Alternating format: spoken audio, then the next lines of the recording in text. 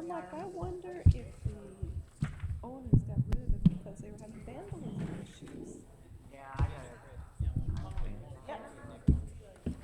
mean, I'm getting I don't know if that was, if it was more remote or what. It was unbelievable.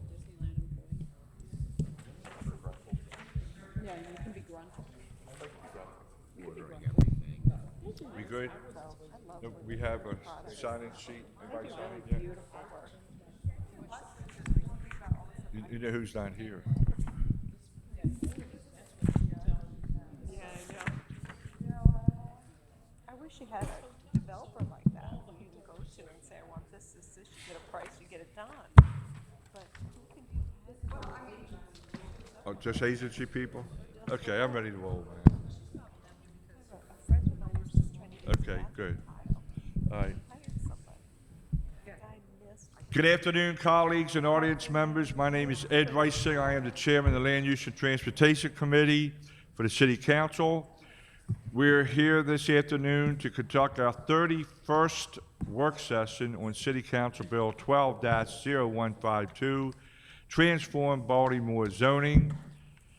During our 30th work session held on Wednesday, June the 10th, we worked on Appendix A tables on page 39 through 50.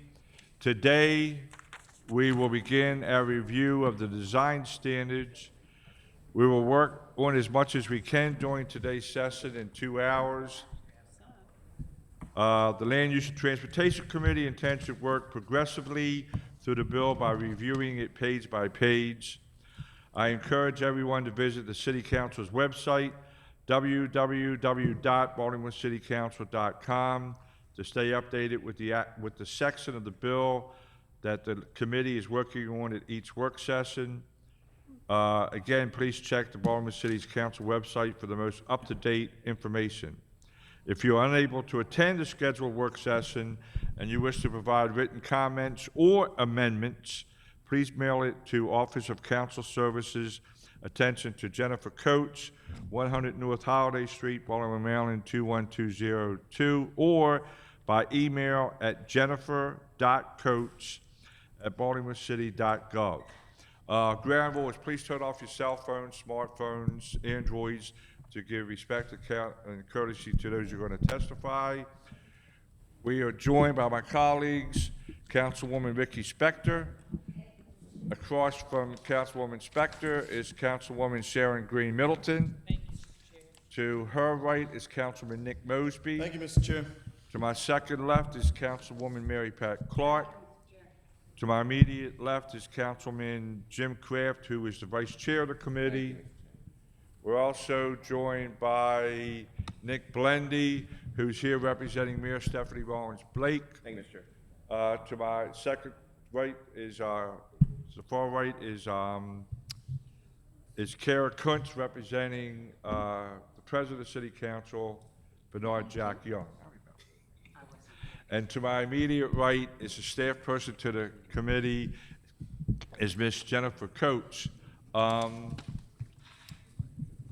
We will start with Laurie for planning. Overall introduction, Huh? an overall introduction and Oh, yeah, okay. With the design standards, it's architectural design requirements, minimal amount of glass, building materials, placement of windows, and placement of decks. I'll give the presentation. So what are you asking for? What are I you just asking? want to talk. Oh, I was going to give it to you. Okay. Okay. Okay, does everyone have a copy of this? You got a copy? Everybody a copy of this? Laurie's going to give a presentation. Okay. All right, go ahead. Thank you, Mr. Chairman.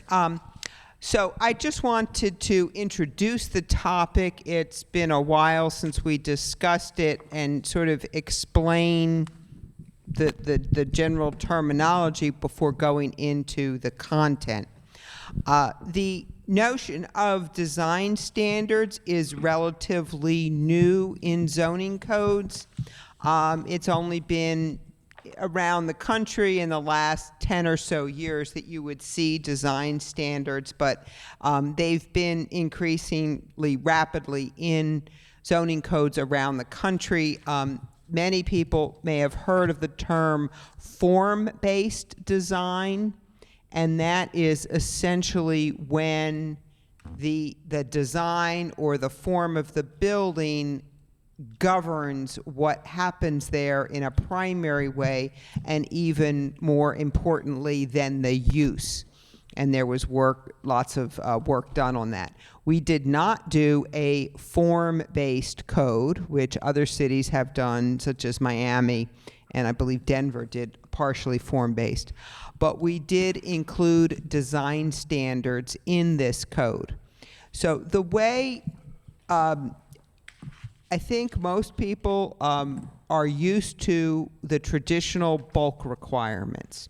Bulk requirements are typically your height of the building. They may be floor area ratio. They include setbacks, the yard. It really includes the parking spaces, things like that. These are typically included in a zoning code and have been in most zoning codes since zoning was conceived, the whole notion of light and air, setbacks, that sort of thing. We have bulk requirements that we've discussed in great depth in this code, and we also have design standards. They are intentionally very separate from bulk requirements. So the first page here is to really give you a sense of the differences in what's covered. Design standards are architectural elements, things like, and these are just examples, area of glass in the front, the building materials, the placement of windows, the placement of decks, that sort of things. Going on to the next page, design standards are not intended to be architectural style. It's not whether it's Georgian or Victorian or modern, but it's really more about the principles of buildings meeting the public street and the public realm. So one of the typical design standards deals with the amount of openings. So you don't get blank walls to the street so that we're not walking by lots of blank wall in our residential or Main Street type areas. Design standards vary by the use category. So we have design standards in our low density residential that are slightly different than the design standards in the high density residential. Row houses are different than detached houses.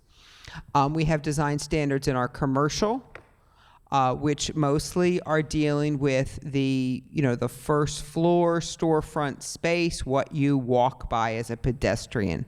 There's a separate subsection for the design standards for downtown, which are the high rises, and they were developed with a lot of constituencies from the downtown area. And then the last area is in industrial. They apply primarily to new construction or significant exterior renovation, not interiors, not updates of existing building, but it doesn't get into kitchen design or that sort of thing. It's really, again, about the public realm. They're reviewed at the building permit phase. So when design standards come in, somebody's getting a permit, the zoning office checks it, realizes it triggers design standards, and they would review it against the standards that are in the code. They are not particularly subjective. They are, do you have windows? Do you have doors? Are the windows a certain percentage of opening? Going on to the next page, they're included in the code as written by title. And I know that's something the committee has discussed in the past and wants to discuss their placement. They were introduced, again, in the bill as part of the text. Therefore, changes to the design standards would be text amendments. So if the council were to pass the design standards as they are and in a year wanted to modify them, that would be a text amendment. That being said, the Planning Commission recommended that they be removed from the main body of the code and treated as the landscape manual is and able to be updated or amended by the Planning Commission instead of having to go back to the council. So that, again, is an issue that the committee needs to wrestle with. But I just wanted to break this out as the difference between where they are within the code versus whether they are text or manual. And I hope that makes sense. The last page here is a little flow chart, which I think I have shared in the past, but in case not, just to walk the committee through a process. This is just a random example. If someone were to do an addition, a reuse and addition to a commercial building, for example, it would come in and it would be reviewed to make sure it meets all the bulk and yard standards. If it didn't, it requires a variance, that goes to BMCA. That's on the right. They either approve or disapprove. If it meets all the standards, it then goes for design review for the design standards. And it either meets them and gets approved, or, and I just picked one standard, for example, the standard requires commercial space to be 12 feet of height on the street. And this building only has 11 feet.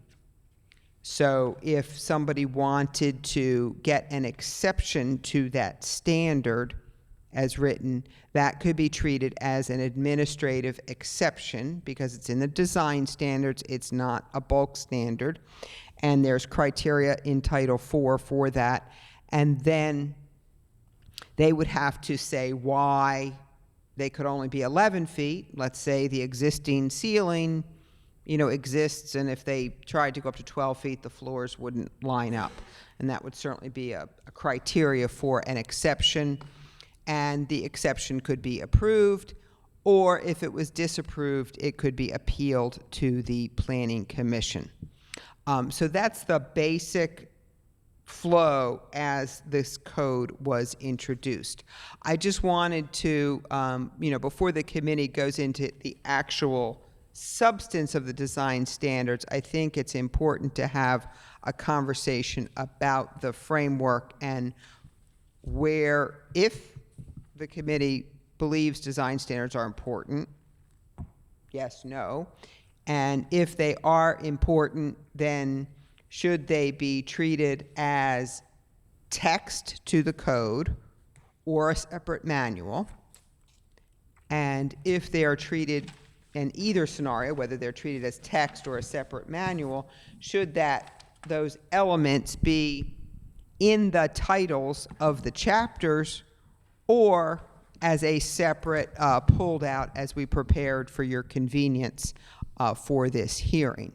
In other words, the standards for Title VIII, should they be in Title VIII or they should be in a chapter on standards? But those are the three, and I would put those three kind of decision-making processes somewhat in order because one leads to the other in terms of a matrix, depending on what you decide on the first one. Do you want design standards? Then you would decide whether they're text amendments or manual, and then where they land. In other words, if you don't want design standards, there's no point in arguing where they should be, if that makes sense. So I just wanted to frame all that for the committee's benefit, and obviously we can discuss the content, Thank you. I'm sure opens up discussion. Colleagues, Councilwoman Clark. I think if we have design standards, that we should have them approved by City Council and amended by City Council. But let me go back for a minute about, do we want design standards? I've read through these standards, and I don't find anything particularly objectionable about them. but I think some of the worst looking designs are coming out of the Planning Commission now. And so I'm not ready to say this is where we should arbitrate design standards that mean anything. And it does mean something if it's with the Planning Commission, because they get to approve things, or to send reports to the zoning board, or to send reports to the city council. What do I mean? I mean, it's a matter of taste. I read the design standards. It's like, you gotta have some windows, don't have blank walls.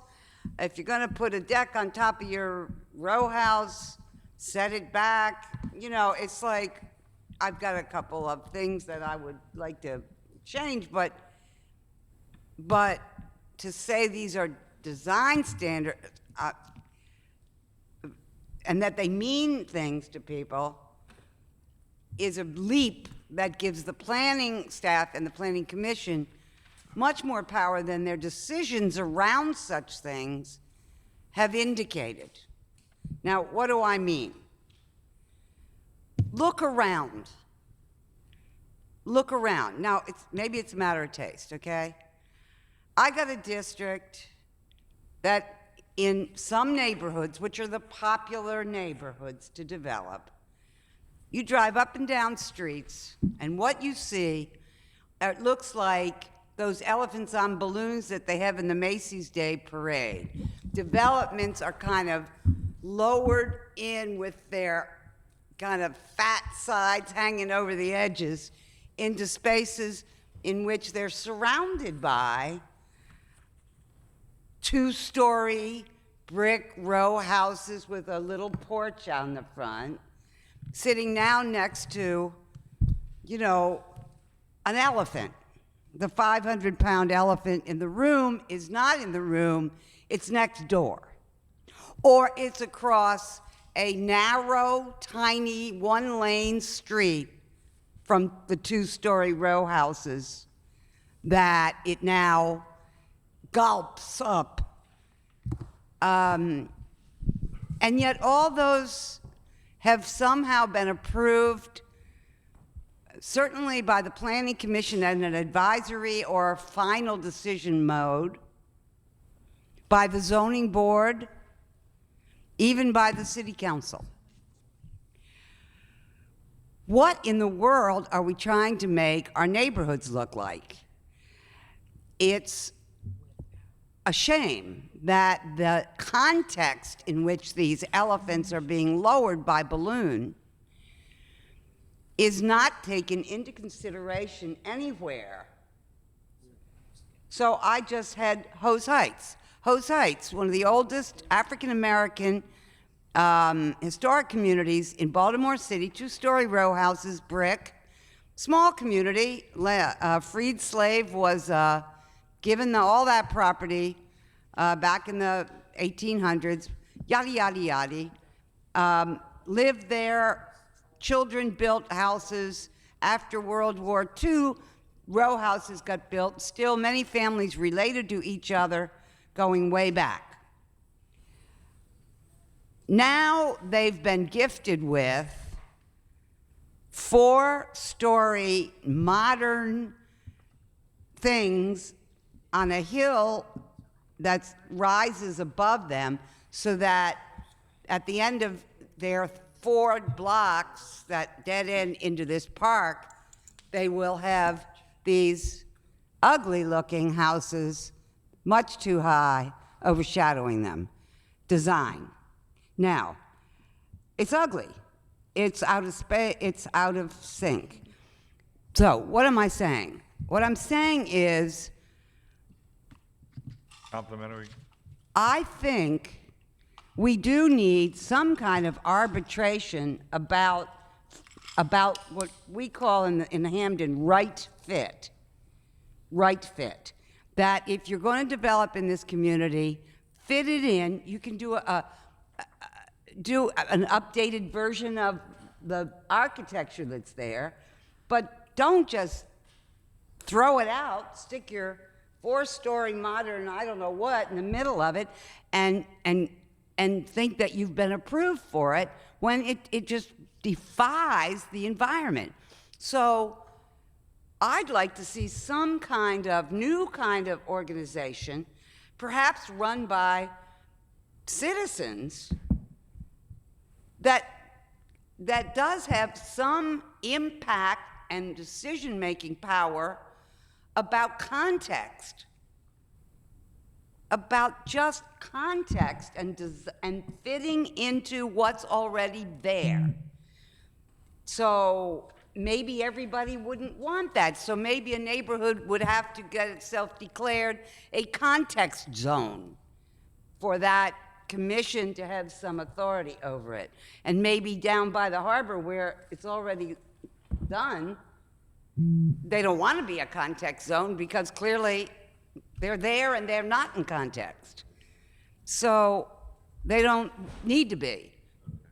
So I need to say this because 3400 Roland Avenue, go look at it. It was this, it's in a row house neighborhood at the foot of a hill near the post office. It looks like a warehouse, and it even embedded is a sign that they put in it, and its back is turned to the neighborhood. Look at what Crittenden's going to look like. Look at what Host Heights is going to look like.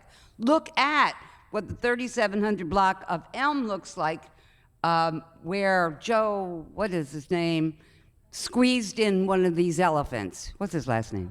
What? Preller. So, look at all that and understand what I'm saying. I didn't mean to carry on, Mr. Chair. I apologize. But it's just wrong. Councilwoman, I understand your concern, you're emotional about it, you're passionate.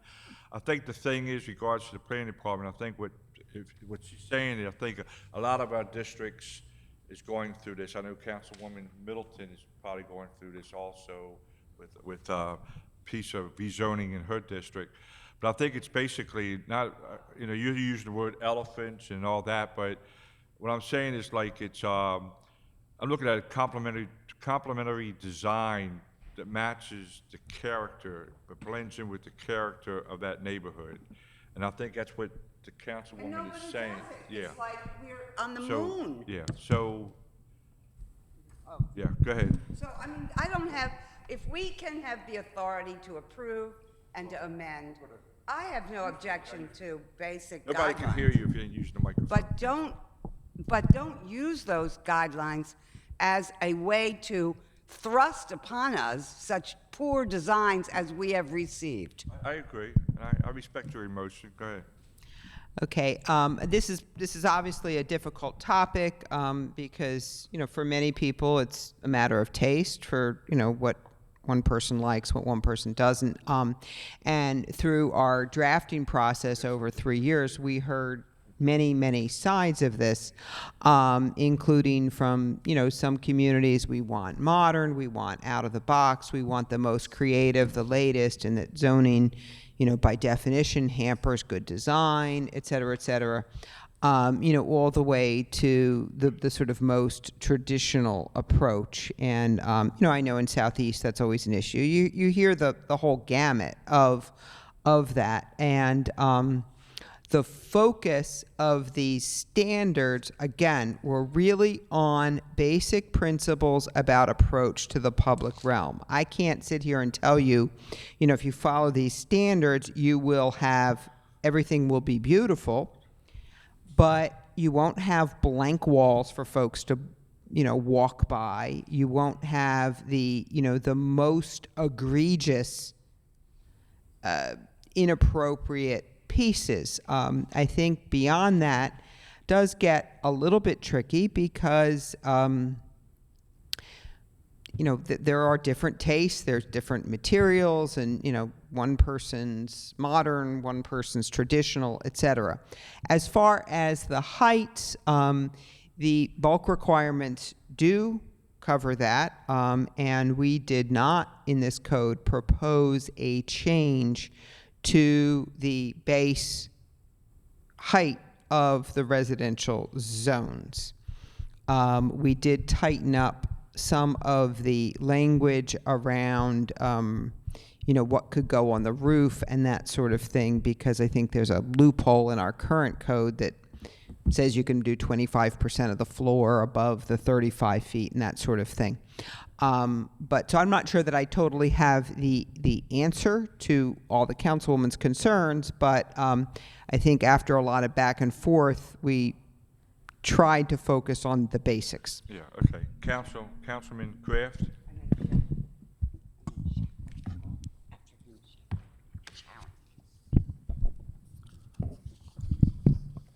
So, I'm not quite sure how I feel about the design standards being in here. I've got a lot of building going on in my district, and some of it, they're spending a ton of money paying big-time architects to build buildings that really look like crap. So I don't know whether having design guidelines would help it look better or worse or leave it the same. I noticed that so much in here goes to design review. I don't know, do rooftop decks go to design review now? No. But they will under this. Yes, when. Well, there would be the design, and just to clarify, design review would still be just triggered by this language. So it's not a separate process as much as a result of a permit, a design planner would look and see, did you meet the setback and that sort of thing. It's not a subjective portion. It's simply, did you meet what is written here? You know how much time and cost and everything else that can add to somebody building a deck? We don't believe that this will add any cost for the person building the deck, because it's not, as I said, it's simply someone checking their permit drawing, which is done today. The building code requires a certain amount of setback. Those drawings are already checked, so that would happen simultaneously to this. It would go to design review at the same time? Yeah, that's what I said. It's part of the building permit process. It's not like a separate committee or anything. Basically, a planner or zoning staff person would, and let me just get to that page on the decks, I think. Page 149. 149. Right. Yeah. So, for example, the requirement is that if you have a flat roof, the deck must be set back 8 feet. No, I got all that. So it'd just be design review is simply someone checking this. Yeah. It's not, do we like the wood you chose or the canopy? I understand. I just know that I've been to design review with people, and I've ended up being there 2 or 3 hours. It's not, that's what I'm saying. It's not that. It is an administrative function where as we do today, I have staff that gets the permit drawings, they come in online. Well, who determines what is the 2 to 3 hour design review and what is this little design review? There is no 2 to 3 hour design review in this language. That's what I'm saying. That's not what design review means in the context of this code. But you're not hearing what I'm saying. What I'm saying is that may not be what this language means, but people say you got to go to design review, and you can end up there for 2 or 3 hours with somebody. Well, without specifics, it's hard for me to know exactly what you're referring to, but I know a new garage that has to have a minor privilege or something like that, so that it extends out into the right of way. Well, that would be a curb cut permit, and the process is pretty clearly stated for that that's a general services item. That's not design review, it's public safety. We've been to design and the review on public that. right-of-way. No, I Okay. don't believe there's been Okay, design well, I'm not review. going to argue with you about it. But no, I'm talking about being in the room with not UDART, with just The planners. site plan review? Site plan review. Site plan review is technical, does it function, it's not aesthetic. Okay. Then I'm confusing the two. Okay. Okay, that's fine. All right. So make sure you say something. That's what I do. That's okay. I was confused and she put me straight. That's good. Yeah. Correct.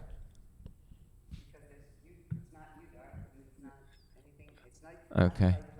And Councilwoman Newbert, they can't hear you. it's Formstone.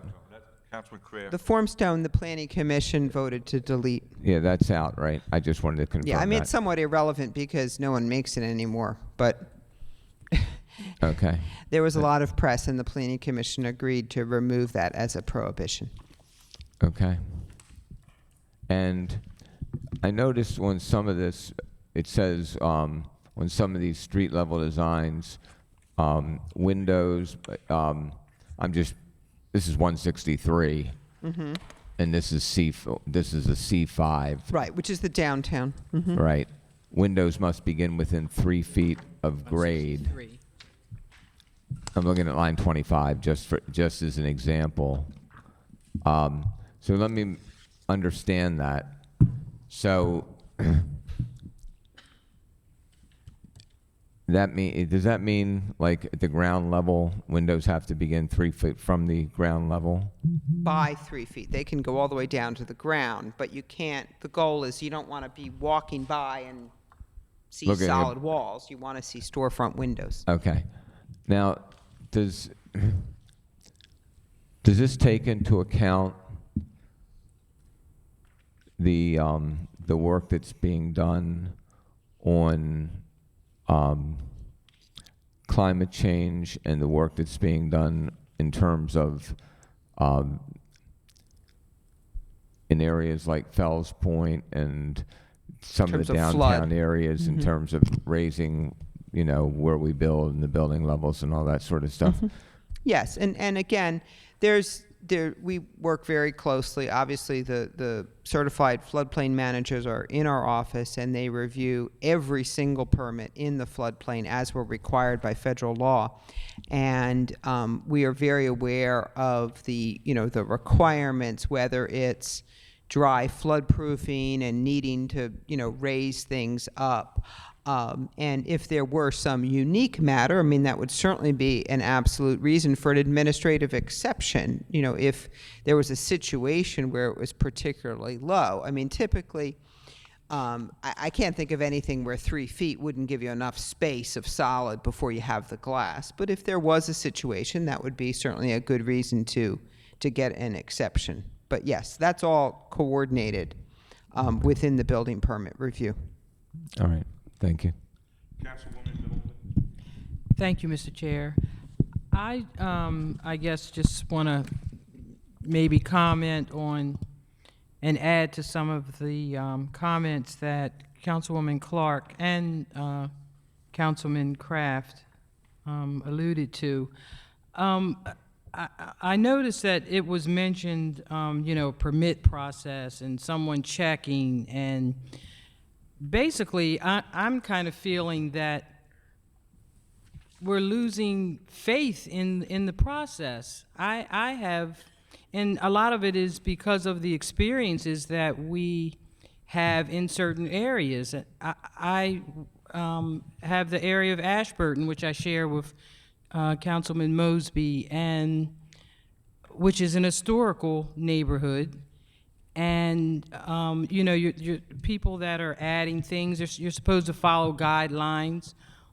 Well, it takes partnerships with all of the agencies to make sure, particularly code enforcement, and there's been some kind of loophole in that community because people have been doing things on their houses and it's just raised an uproar, and part of that was because code enforcement of housing didn't know that Ashburton was an historical designation to a certain extent. And these are people that work for these, so Okay. it, I understand Councilwoman Clark's pain and urgency, because I'm sure she sees these things. And as we're doing development in Park Heights, slow development, there's problems, and no one from the city is really checking these things. I have a very residential district, and I could go on and on with all those different things with design and things that people get away with, and because the complaints again come back to us. And I think, I know that it's not a perfect system. Ashburton is a local historic district, so that it is under CHAP, and the CHAP staff would have to see and review every building permit. I do recall there was one address that was incorrectly coded. I think I know the one you're talking about, but I believe it was only one. But what is unfortunately a ongoing problem in the city, not just in local historic districts, is work done without a permit.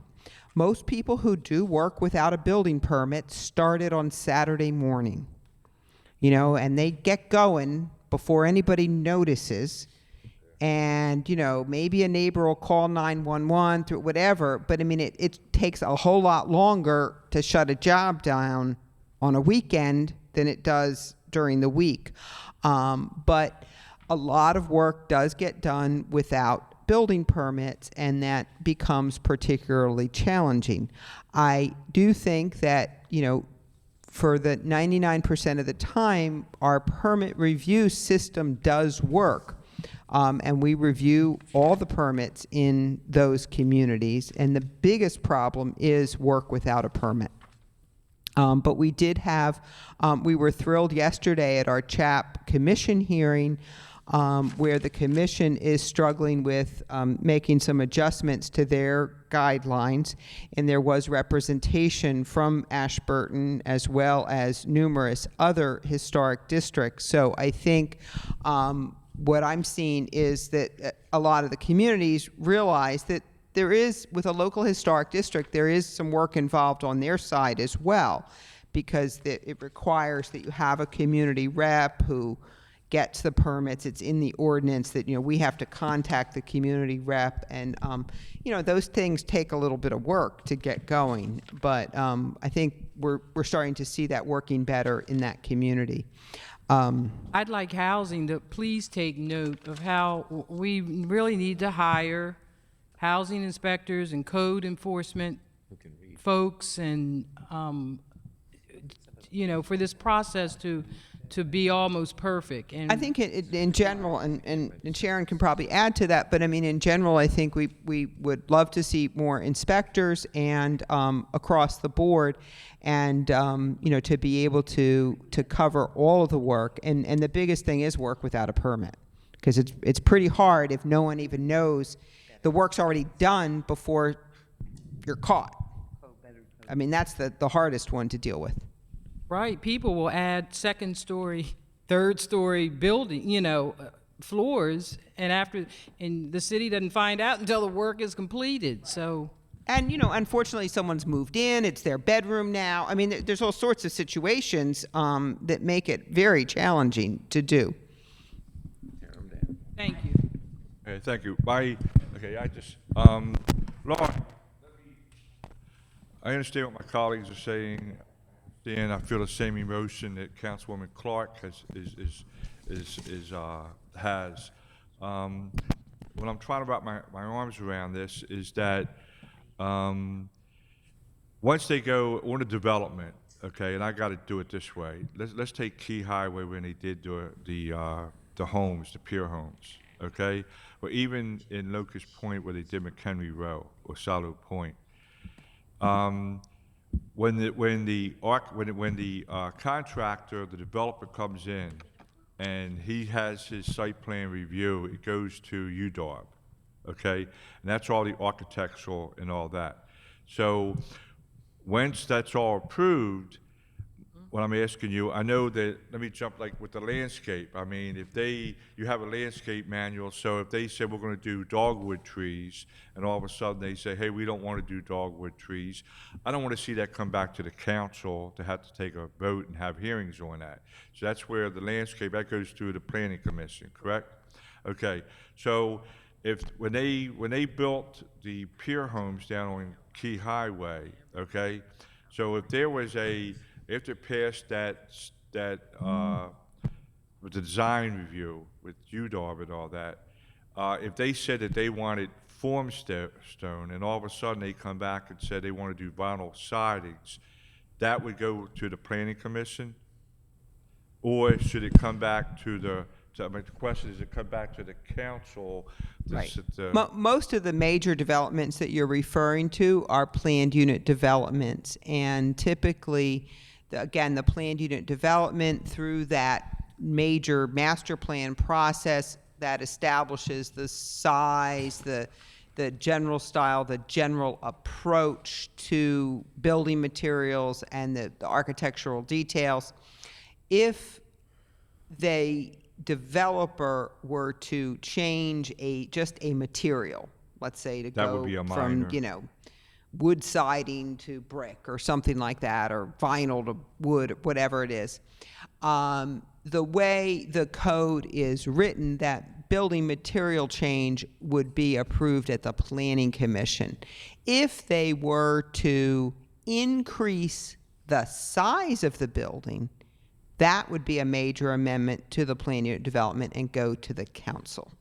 Okay, so in regards So to. the language in here in Title 13 kind of breaks it down into categories, and I believe it says if there's more than a 10% change in the building height, that would automatically go to the council. So in regards to piggyback on Councilwoman Clark, if you have one street that exists, regards to the way it looks like right now, the row houses, and all of a sudden a block away, they're gonna redevelop, okay, and that would go through the planning commission.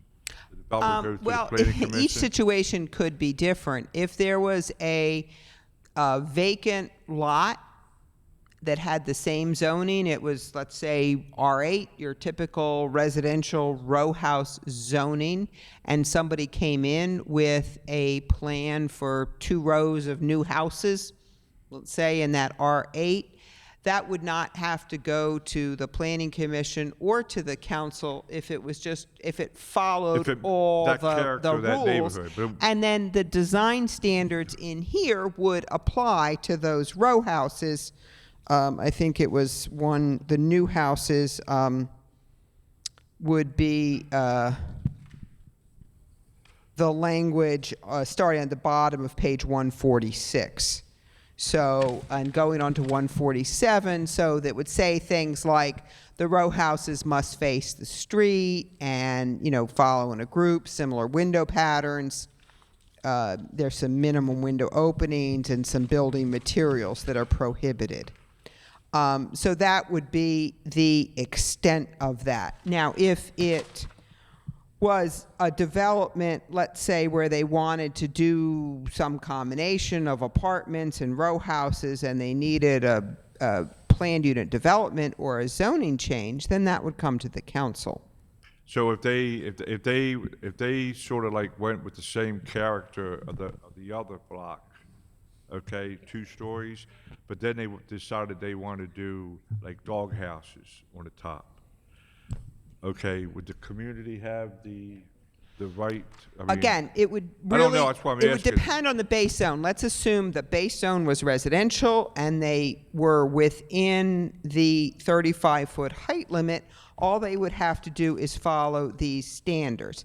If they wanted to vary from that 35 feet, then it would need, depending on the circumstances, either a variance or a change at the council and the zoning or that sort of thing. So that would come back to so if they said that If they want to go beyond the the bulk, character, I think her concern is the councilwoman's concern is the character of that neighborhood. Well, in the- You in want the- to already finished. You want to compliment the neighborhood with the design. So if they come in and you got 5 or 6 blocks of 2-story, and all of a sudden this new guy comes in, he said, "Look, I want to build dog houses, and I want to extend the backyard another 20 feet."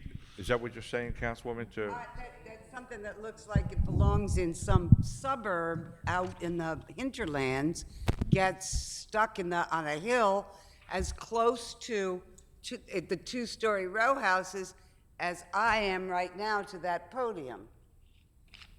And that those things are on a hill so that their 4-storiness gets higher and higher as it goes up that hill, but it's still every bit as close to the 2-story row houses.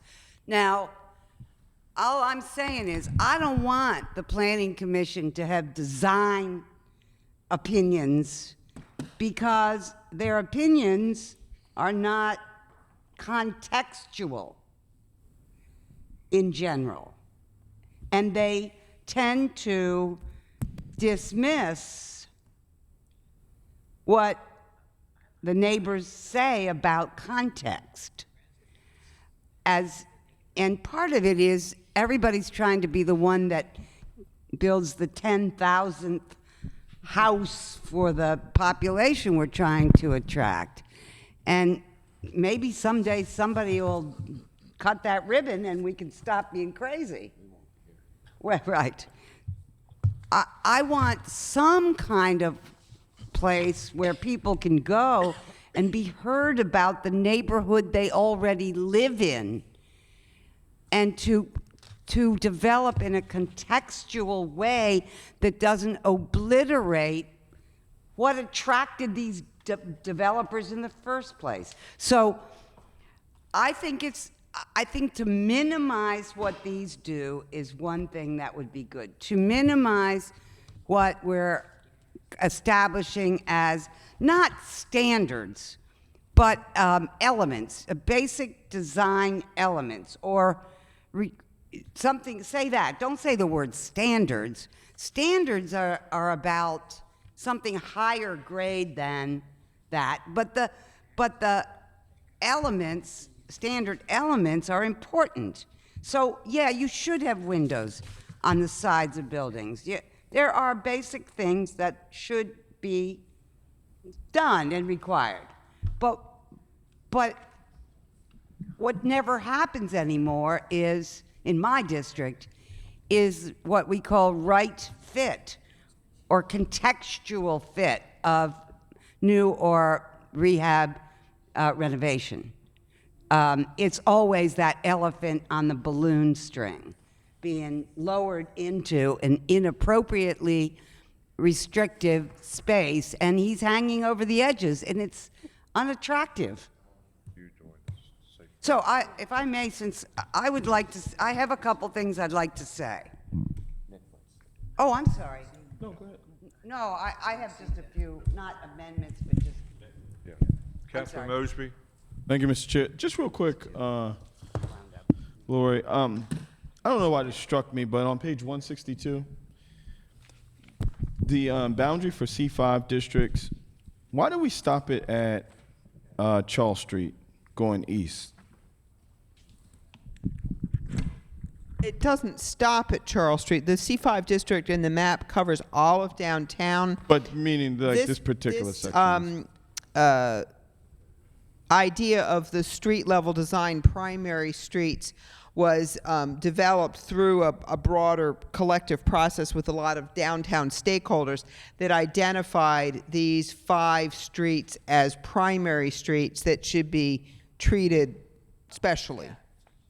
It says the not following east. streets are designated primary streets within the boundaries of. So what I'm saying is, why isn't that boundary further east? Like, why? To me, in my mind, Charles Street is just like St. Paul's or Light. So I guess I'm not understanding the question. So, So this is how would saying- Charles Street be treated outside of C5? Is that what you're talking about? No, this basically says the following streets are designated primary streets within the boundary of the C5 district. Yes. So these are streets within the boundaries of the C5 district. So And then there's guidelines that are specific to primary streets as opposed to secondary streets. So the primary streets are more restrictive in curb cuts and more restrictive, they're required to have more, openings and be more friendly to the pedestrian. yeah, so in this section, the purpose of these 5 streets is to create a boundary, right? No. They don't make a shape. They are, They do make a shape. yeah, that's unintentional. It's not a boundary. It's if you can picture the entire geography from approximately the Washington Monument on the north, the harbor on the south, the JFX on the east, and MLK on the west. That's the boundary. That's okay. Within that shape, these lines, so to speak, are considered the primary streets. The confusion for me, at least, is Okay. they literally create a boundary. So I was just, you have Baltimore, you have Charles, you have Pratt, you have Howard in Utah, and even Right, if you in made 4 a and shape 5, out, it yeah, says Howard it or would be Utah a small because area, you know. but yeah, I see what you're saying. That you could make a shape out of them. I mean, even 4 and 5 says Howard and Utah, meaning because they're the east boundary of this boundary that was created. Right, but they are not boundaries. They are lines. Can I go through a couple of mine? Councilwoman. I have a couple of things I'd like to, if I may. I apologize to the committee. I don't have amendments with me today, but I will do an amendment that would ask that if we have these design basics, that we adopt them by city council ordinance, and we decide what's minor and major, and if we decide it's major, it has to come for a change to the city council. And I'd like to call your attention to, if I may, all right. I have a question on page 142. On line 25, it says building height. This is for, I think it's row houses. Yeah, these are row house, multifamily.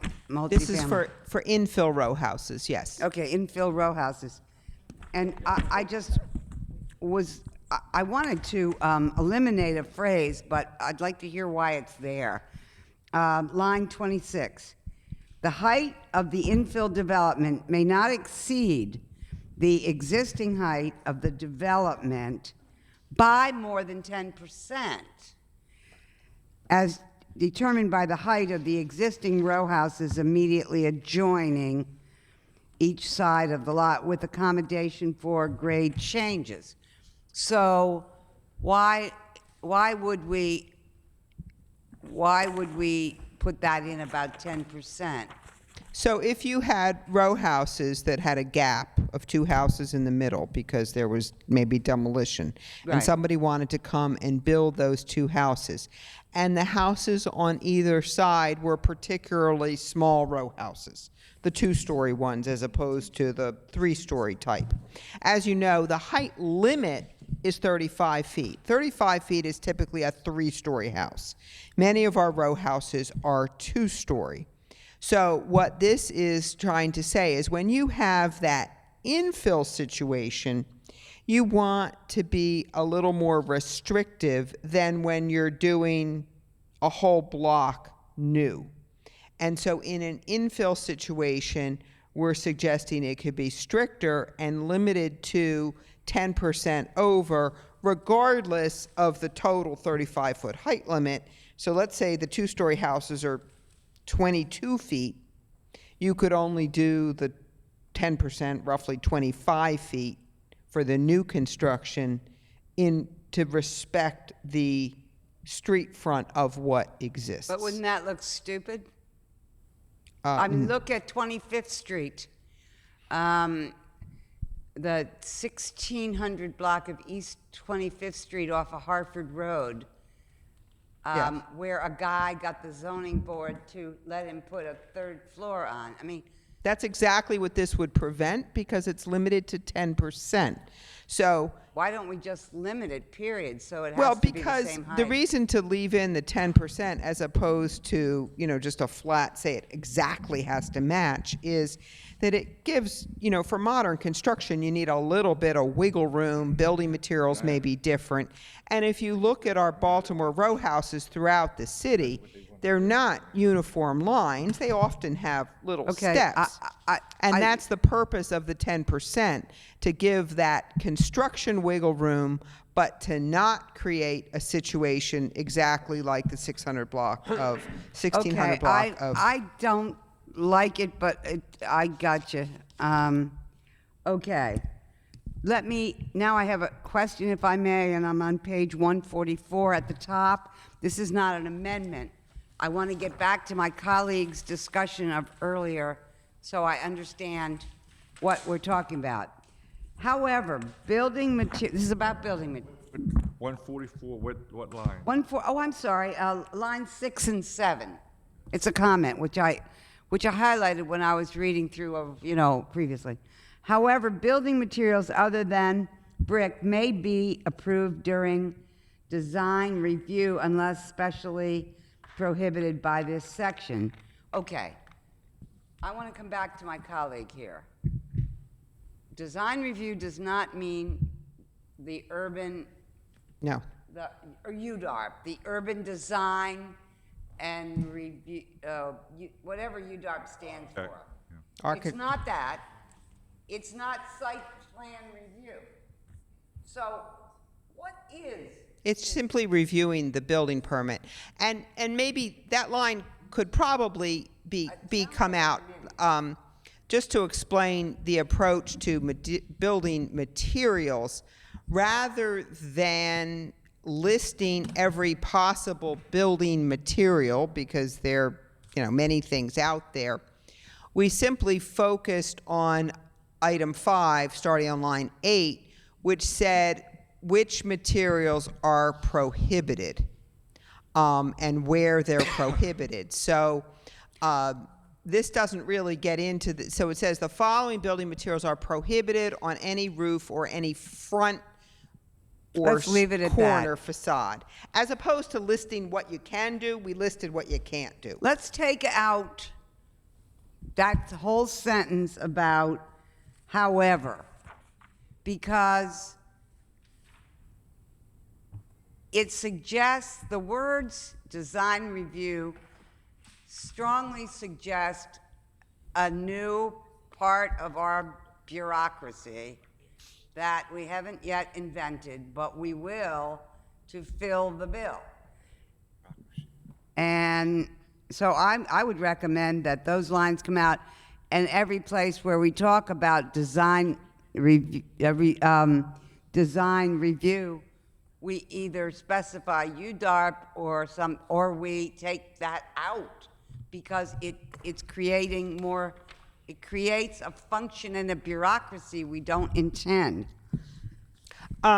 I'm comfortable with that line being deleted. I do think you need to go back to the section of Title IV, which you've discussed already, that talks about the procedures, because that's where this sort of fits in.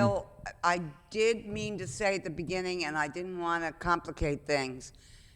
I am going back to Title IV, not today, because a lot of things get thrown over and over again in these design pages. There is the same phrase: an administrative design review exception to these standards can be granted as provided in 4-406 administrative exemptions of this code. That lets the director of planning basically waive whatever he wants that he can put under the category of design. And I ain't a wonderful man you won't meet, but a design expert I follow, no.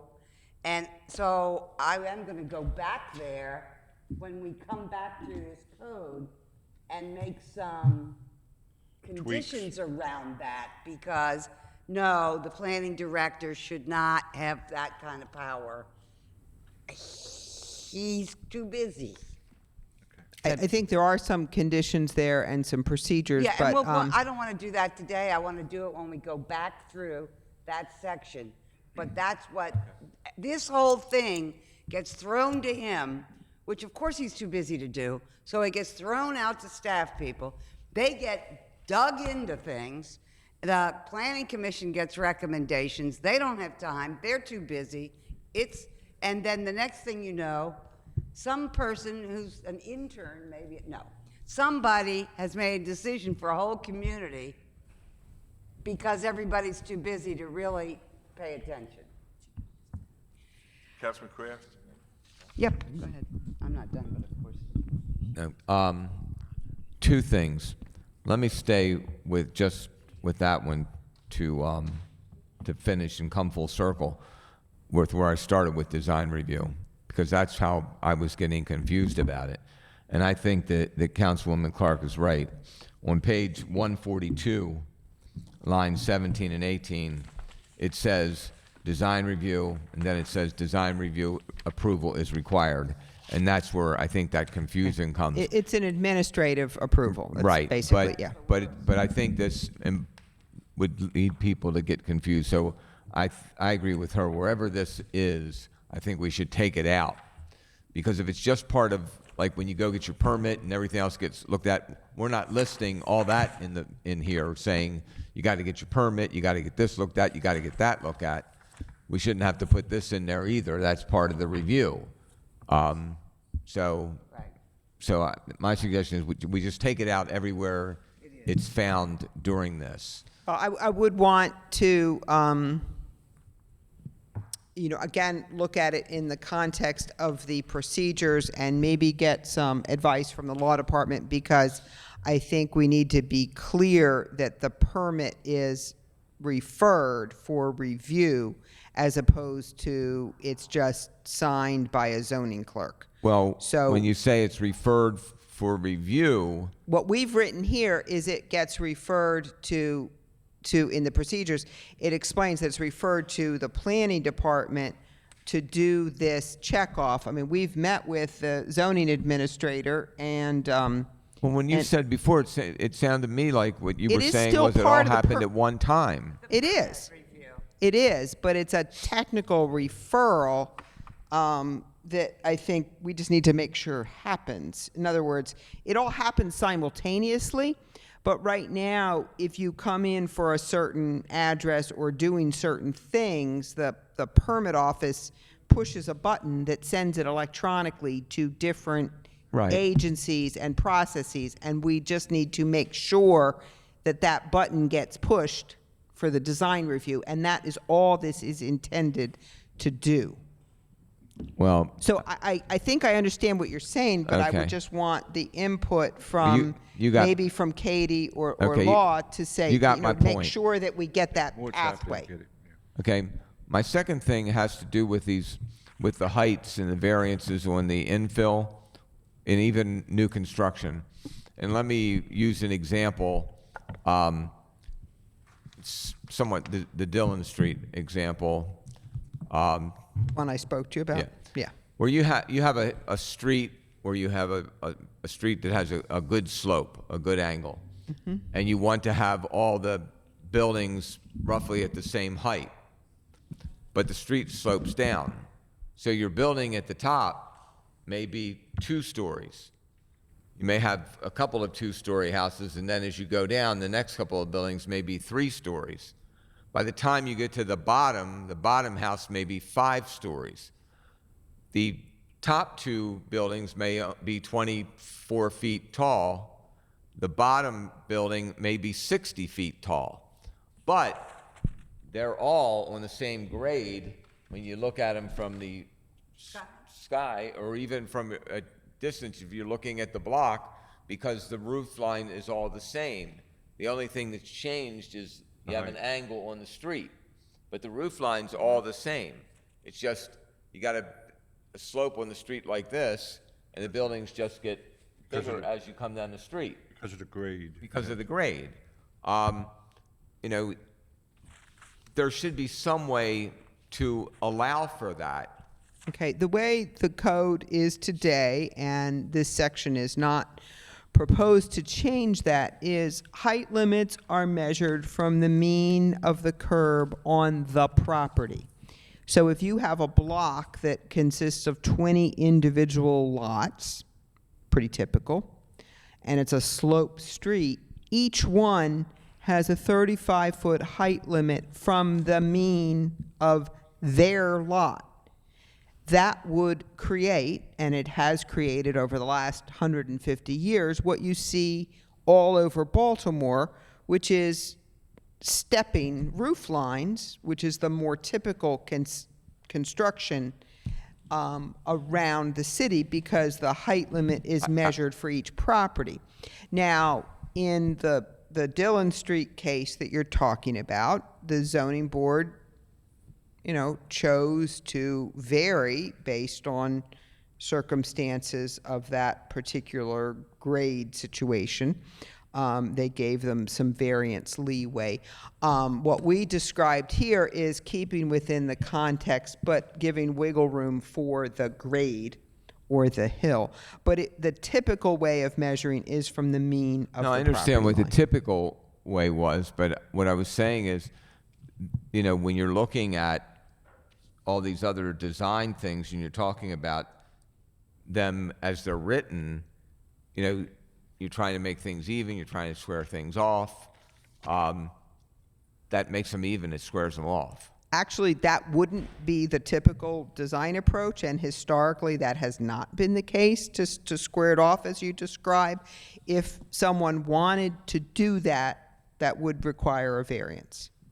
If you wanted to get the really tall one, and then, that really tall one would still require a variance. Like that instead of like. Most row houses step. Yep. Okay, thank you. We've been almost an hour and a half. We've been discussing this. Basically, the process how we're going to do this. And the thing is I think the options that we have is either we leave it in the text. Okay, Right. if the committee says they want to leave it in the text, then any changes that has to be done would be an amendment, would be entitled like 8, 9, 10, or 11. Am I correct? In the Yes. text. Okay, Well, but then, see, that's my question. Okay, Go I ahead. think they're three separate questions, and I think it may be clearer if the committee sort of decides them in order. First question is, do you think there should be design standards, yes or no? Assuming it's yes, then the second question is, should they be in the text and therefore only amended by the council, or should they be in a separate manual that the commission can amend? If we're going to have them, I would want it. And then the third question would be the chapter organization. But I think it's important to answer those in order, otherwise you'll kind of go in circles. Does that make sense? Yeah, Yeah, I understand. I just don't want, I think, just me, it's up to the committee, we're gonna discuss it, not tonight, but I'm just saying that when it comes to design standards, we may be able to, and I'm just throwing this out on the table, that if we have a problem with, if it's high density residential, then we can take care of that in Title IX. We could amend that in Title IX. My concern is not just Titles 8, 9, 10, 11 on the design standards. My concern, if I'm saying this correctly, is that it's like a PUD, major and minor amendments. How do we look at the design standards and say, look, I don't want to have to come back here because we say they want form stone, and we're saying we don't want, we want brick.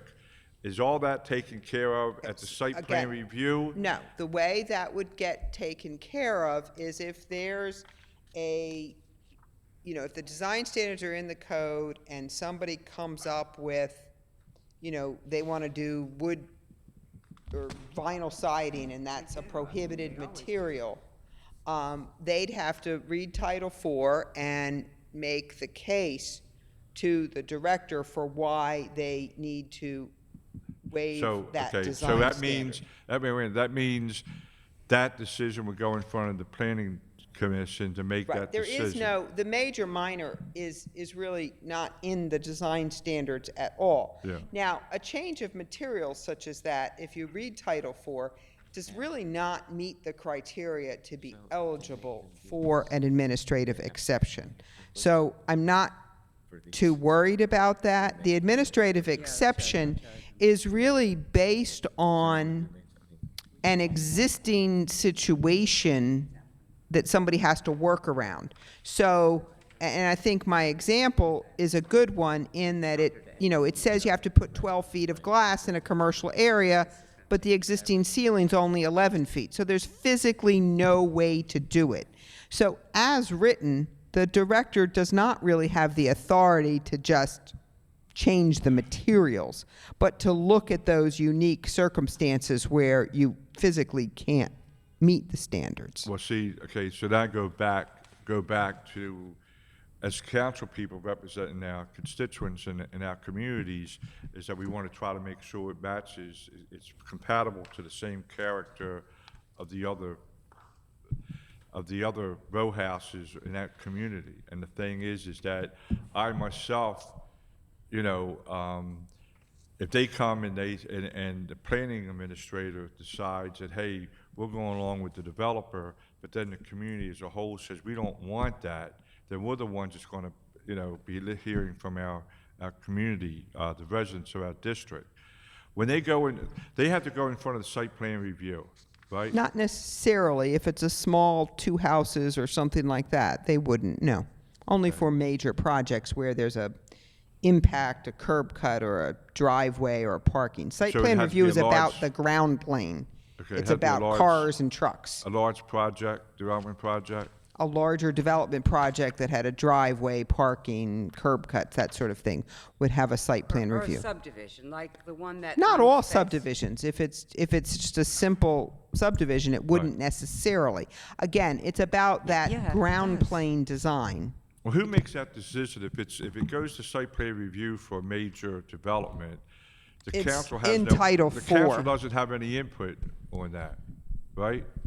If they were to make changes. I think that No, we may be we mixing don't. up. We may be mixing up a whole bunch of things. Site plan review is technical advice. Right. So everything that changes that ground plane in terms of vehicles or servicing gets site plan review if it's large or small. Site plan review is simply for the convenience of the developer in that it brings many city agencies together around a table to give consistent technical advice, as opposed to, it used to be, before we had site plan review, you'd go to the fire department, they say do one thing, and transportation would say do something else. Another division in transportation would say something else, and the disability commission would say a third thing, and our forest conservation would say a fourth thing. And so site plan review simply pulls that all together. And I think Title IV outlines that role of site plan review. So that's regardless of building design. And what we have now and what we propose to have in the future, we have as of right development. If somebody buys a piece of property and is building to all the rules and does not require any variances, does not require anything, they get their building permit and they build. And they may build something ugly. You can build something ugly and follow all the rules. And you might think it's beautiful and I might think it's ugly. Right. No, The builder probably thought it was beautiful. no, they thought it was cheap. And I think that, so to a certain extent, you're not going to completely solve that problem. Right. The standards notion is to give some real basics. And I can't sit here and tell you it's going to get everything beautiful, but it's No, going to give that's- us some basics, That- real That's basics. what we need to melt these down to. Yeah, I think, yeah, I agree. I think that, Discretion here, like windows, no blank walls, stuff like that. But you start, if I could just say this one thing, that you can sit, a director can make a decision. It's on the advice of staff people. He then defends his own staff. Meanwhile, people out there go crazy because when they realize it's vinyl covering on the outside, they come in, it's now at the full commission level, nobody listens. So I don't want that director who is behind closed doors having any more discretion than possible about design. That's why, because it is a built-in process for insularity against community input. But I think what we should do is take these things as planning to melt them down to the basics. Get this stuff, we need to deal with the director's ability. In other words, we need to go back to Title IV and put some limits around that. I think In order for us, I would recommend that. But certainly, let's take all this stuff, get it down to its basics, so that anybody who walks in to pick up a permit can read it and doesn't need any design review because it's there in black and white, windows, setbacks, whatever, and eliminate anything arbitrary and just let's us adopt it and let it be so basic that if it needs to be amended, we will amend it. Let's not make it more than it is. The planners and the commission already has more to do than it can do. This is huge, and it's at the heart of why so many people are so upset right now in their neighborhoods. And they're being ignored.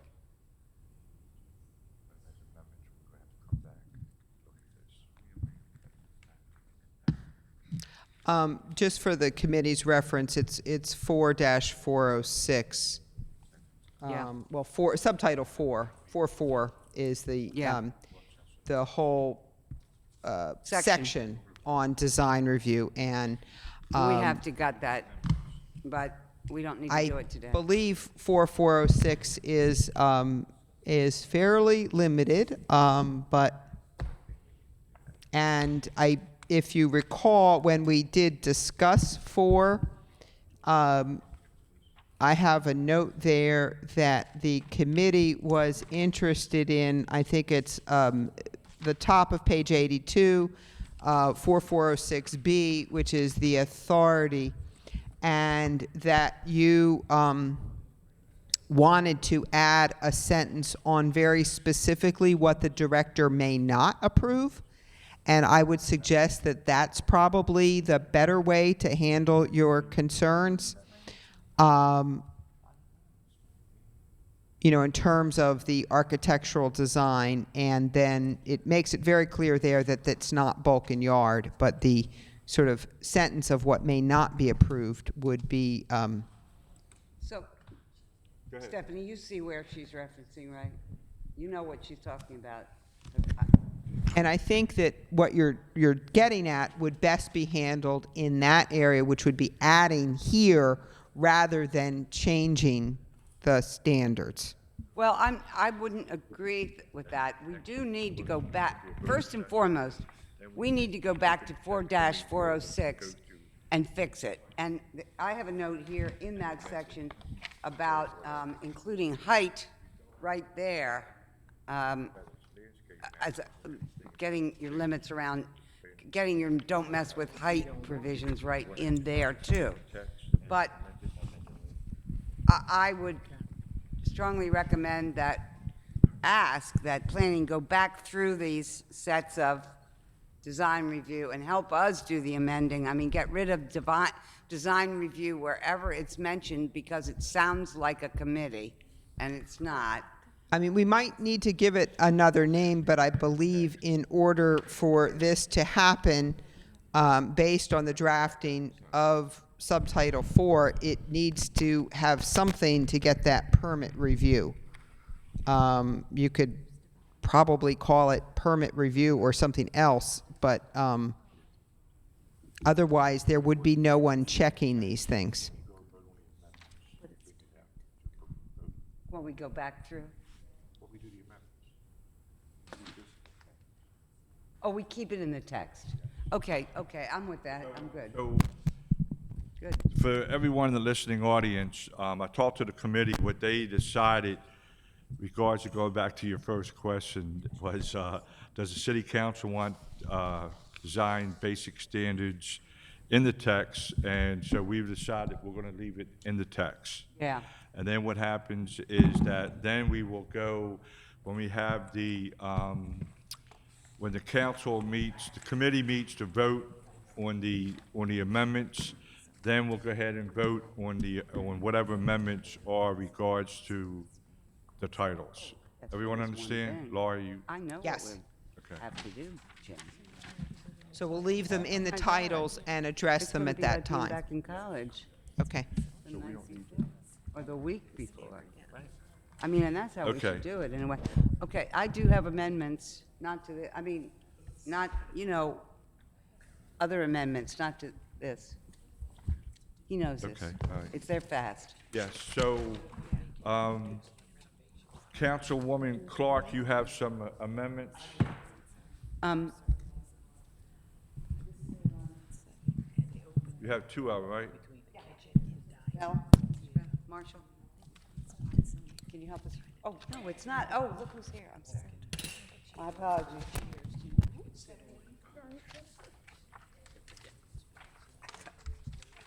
They switched.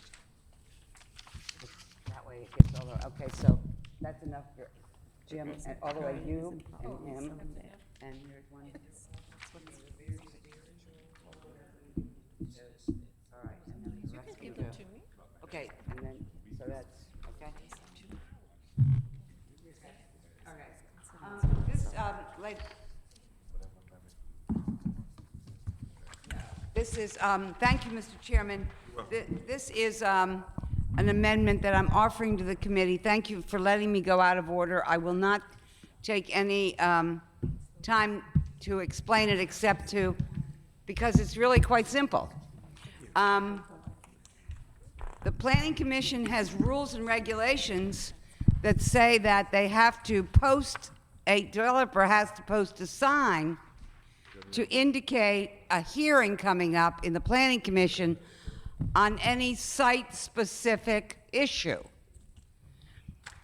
Well, all of us, we've been working on this Hose Heights, Medfield, 40 townhouse thing forever, and then the owner, 3 weeks ago, a month ago now, announced that he was now going to be the developer, and he had a new design and things like that.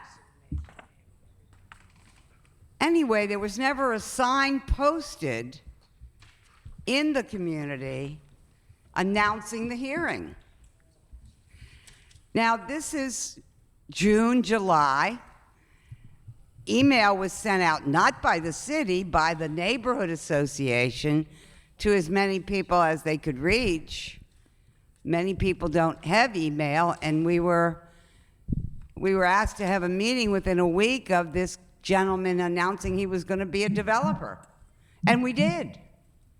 And then 2 weeks later, the Planning Commission was having a hearing to approve it. 3 weeks from beginning to end. They never posted a sign. This takes the rules and regulations that the Planning Commission refused to waive on behalf of Hose Heights, and it puts them in as an amendment to transform. so that in the new transform zoning code, their rules become law.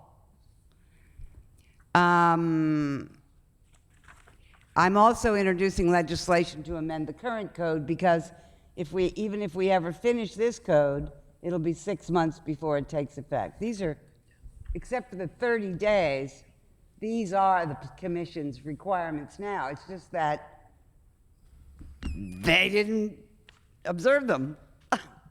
So I thought it'd be, I mean, the zoning board posting requirements are in the law, ours are in the law, planning's would be in the law if you all adopted that. Otherwise, nobody's gonna know from now on whether the posting's gonna be posted or not. That's it. And then the other one is just, I have, this is 3643-47 Keswick Road. It's recommended to be, rezoned from a business to an R6 in transform. That's what we want. We want it to be R6. But there's been a lot of pressure lately by business interest to perhaps buy it for a business. And I'm afraid somehow there might come an amendment in to leave it alone on the map as a business zone. So I'm putting this in so that I get my time on public notice for it to be what it is proposed to be. Got it? Okay. Councilwoman Clark's amendment. Yes, Okay, I have one. Here we go. Thanks. Next work session. That's it. Our next work session on City Council Bill 12-0152, Transform Baltimore zoning, will be announced at a later time. I want to thank everyone for attending today's Land Use and Transportation Committee work session. Please check the area around you and at your seat to make certain that you have everything that you brought with you. Thank you. This concludes the work session on Bill 12-0152.